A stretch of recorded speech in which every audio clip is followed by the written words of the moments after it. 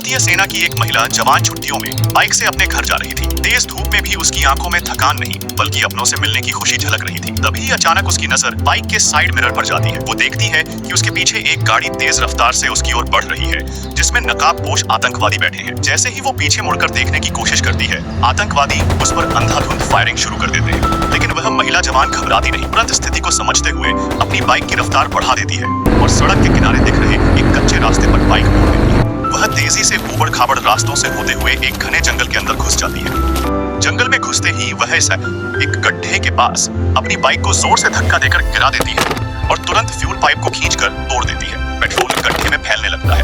वो तेजी से सूखी पत्तियां इकट्ठा कर बाइक को पूरी तरह ढक देती है ताकि वो दिखाई न दे। इसके बाद वह पास के एक ऊंचे पेड़ पर चढ़ जाती है और सबसे ऊपरी शाखा पर छिपकर आतंकवादियों का इंतजार करने लगती है। कुछ देर बाद आतंकवादी भी उसी जंगल में गाड़ी से उतरकर उसे खोजने लगते हैं।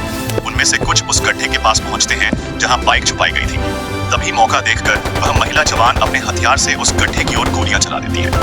एक जोरदार धमाके के साथ बाइक में आग लग जाती है और धमाका इतने जोरदार होता है कि कुछ आतंकवादी मौके पर ही ढेर हो जाते हैं। बाकी आतंकवादी बौखलाकर चारों तरफ अंधाधुंध फायरिंग करने लगते हैं। तभी वह बहादुर महिला जवान पेड़ की आड़ लेकर नीचे उतरती है और रणनीतिक तरीके से बाकी बचे आतंकवादियों पर ताबड़तोड़ फायरिंग शुरू कर देती है। अकेले ही वह सभी आतंकवादियों को एक एक करके ढेर कर देती है। लेकिन इस बहादुरी भरे मुठभेड़ में वह खुद भी गंभीर रूप से घायल हो जाती है। फिर भी उसके चेहरे पर डर नहीं बल्कि एक सच्चे सैनिक की तरह देशभक्ति और फर्ज की चमक दिखाई देती है।